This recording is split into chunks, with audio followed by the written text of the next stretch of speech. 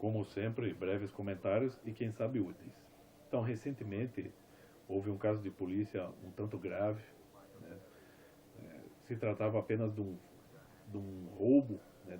Eu não sei se foi um assalto ou um furto, mas parece que um jovem infrator, criminoso, ladrão, vagabundo, roubou a bicicleta de um homem aleijado. E, né, como a vítima morava no mesmo lugar, né, no mesmo estabelecimento em que um tatuador, né, um cara que trabalha com tatuagem, morava, eles conseguiram segurar o ladrão.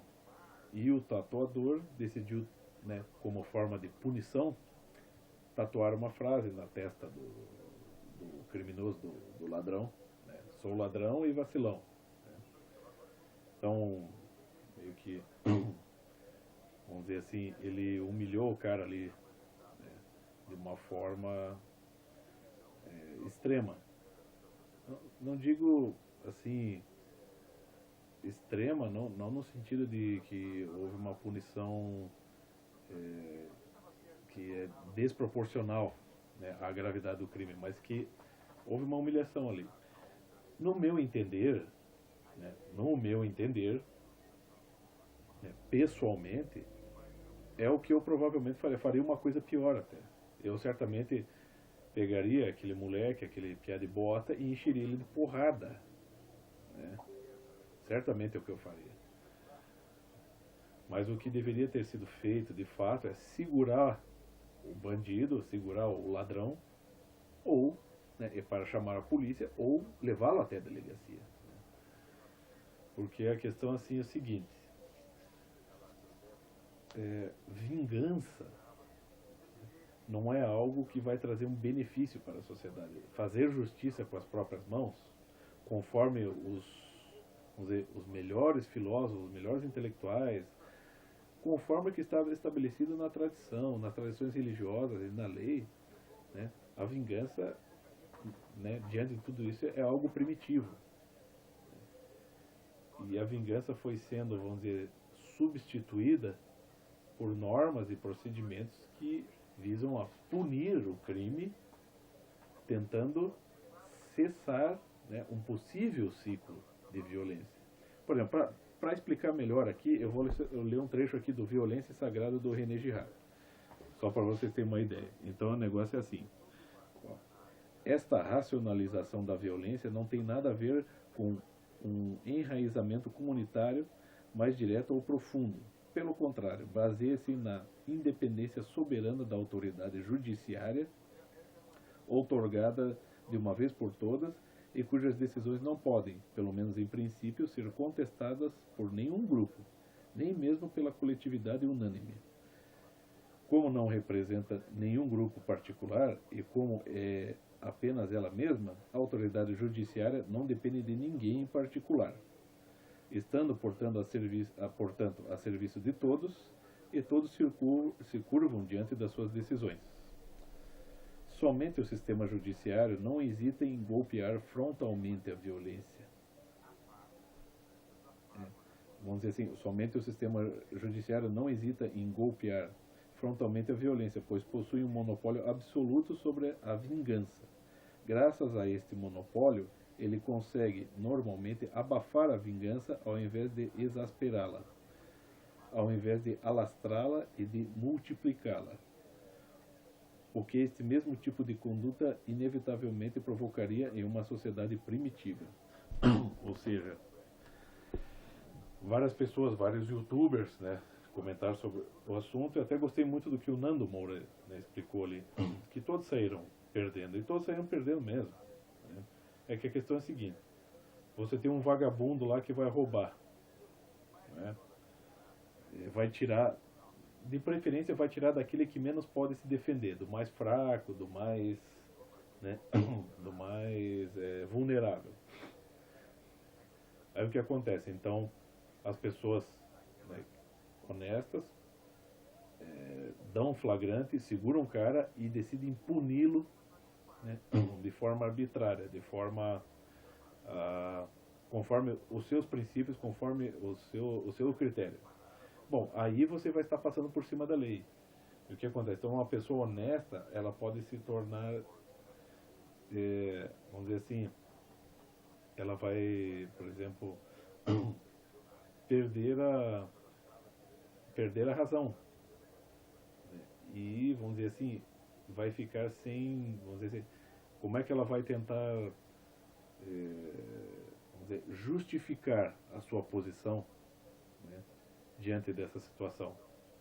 Se se essa pessoa que puniu ali arbitrariamente o ladrão, se ela pode contar com a justiça, se ela sabe que ele vai ser punido de qualquer maneira, mas ela decide punir por si essa pessoa, ela pode não só perder, vamos dizer assim, a credibilidade, como ela pode passar em seguida, né, conforme toda essa confusão que já rege as relações aqui no Brasil, né, entre as pessoas, ela pode passar a se tornar, né, vamos dizer, ser vista moralmente como errado, como uma criminosa, e se pode, vamos dizer, legitimar o crime do ladrão ali que roubou a bicicleta, como sendo uma vítima da sociedade. Ninguém o compreende, né? A mãe desse ladrão foi tentar justificar, e é óbvio que não tem justificativa, né?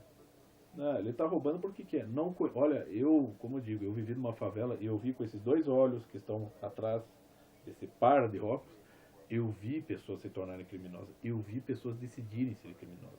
Eu não podia fazer nada, eu não podia nem denunciar. Se eu denunciasse, eu estava ferrado, eu estava fudido. Né? Então, eu vi pessoas decidirem cometer crimes. E essas pessoas não tinham nenhuma razão para fazer isso. Nenhuma razão especial.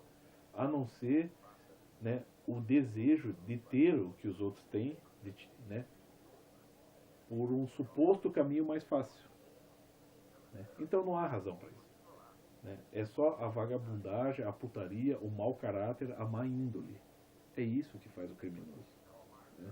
Então, de fato, como você já tem um monopólio do sistema jurídico, é ele quem vai dar fim nisso aí.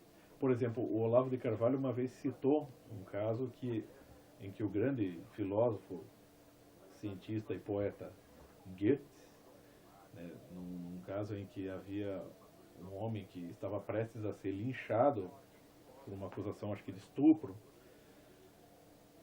né, ele chegou e entrou no meio da turba e separou, né, conseguiu dissuadir as pessoas a não lincharem o homem. E aí, então as pessoas disseram a ele, isso é uma injustiça. Ele disse, antes a injustiça do que o caos. Então, esse jovenzinho aí, esse babaca, esse mané, esse ladrãozinho de merda, que agora até está recebendo donativos, né, fizeram uma vaquinha para que ele faça uma plástica na testa, né, não que ele vai ser moralmente exaltado, mas é que isso, o que pode ser? Isso pode abrir o famoso precedente de se dividir, né, entre grupos que o apoiam e grupos que o desejam trucidar, entendeu? Então, o perigo disso, dessas arbitrariedades estabelecerem um ciclo de vingança é muito grande, porque independentemente de o sistema jurídico estar estabelecido, as pessoas podem voltar a vamos dizer assim, a seguir esses impulsos vingativos, né, que são próprios de uma sociedade primitiva. Então, o fato de ele ter sido punido arbitrariamente por alguém, isso só acaba gerando esse ciclo. Agora, certamente tem muita gente detestando esse moleque, esse ladrãozinho vagabundo, e querendo o couro dele, e muita gente é até honesta, mas iludida, acreditando que de fato ele é um coitadinho e que a gente tem que dar uma mão para ele. Né? Só o que ele recebeu de vaquinha é quase o que eu recebi de rescisão de contrato quando fui demitido, só para você ter uma ideia. Eu trabalhei 13 anos numa empresa, depois da demissão recebi lá, e o moleque, em pouco tempo, já recebeu coisa. Só para você ver como é que as coisas são. Como é que em pouco tempo você consegue inverter os valores. Então se trata disso. Você leva esse moleque para o hospital e lá eles dão um jeito. Né? Simplesmente joga lá no hospital público, o tatuador vai ser processado e mesmo que eu esteja ao lado dele, né, eu não posso de fato endossar o ato dele. Então, só que a questão é a seguinte: agora ele vai receber uma punição também da lei e vai ter prejuízo, entendeu? Então, e o que acontece? Agora um monte de gente vai acabar ficando do lado do tatuador, né? E um monte de gente vai começar a ficar, né, como já foi dito, ao lado do bandido, do ladrão. Então, é óbvio que esse tipo de coisa não pode ser estimulado. Pegou o ladrão ali, pegou o cara roubando, tem a chance de segurar ele, segura, chama a polícia, tem a chance de prender ele, né? O cidadão, o próprio Eduardo Bolsonaro falou, a gente como policial, como cidadão, podemos agir conforme a lei, né? E prendeu, né, preso por um cidadão, vamos dizer assim, o cidadão pode ir lá e conduzir o cara, tendo a chance, né, tendo, vamos dizer assim, o poder de neutralizar a ação do criminoso, pode levar para a cadeia. Leve ele para delegacia, mas não se faça esse tipo de coisa. É porque o que acontece? Pode acontecer agora, não só de mais pessoas agirem, né, de maneira extrema, como agiu o tatuador, como os próprios bandidos começarem a fazer esse tipo de coisa. Vai haver uma, né, começa aquela toma lá da cá, a guerrinha, a vingança, o ciclo de violência, que o próprio René Girard, aqui, um dos grandes filósofos da humanidade, um dos grandes filósofos do século XX, já explicou tintim por tintim, que a questão né, da violência ali, né, ela tem que ser transcendida na forma de leis, na forma de normas que estão baseadas em quê? Nas tradições, especialmente nas tradições religiosas. Então é bom que, mesmo que um cara seja um ateu, mas um ateu inteligente, ele compreenda que nesse momento, especialmente os fundamentos religiosos, né, legítimos, que exatamente impedem que um ciclo de violência e um ciclo de caos se espalhe pela sociedade. Então é mais ou menos isso. Eu sei que eu me atrapalho um pouco nos discursos aqui, são todos improvisados. Eu me dou melhor na escrita, os meus textos são bons. Os meus textos são aprovados por pedagogas. Mas eu, na hora do discurso aqui, eu me atrapalho mesmo. Mas era mais ou menos isso o recado.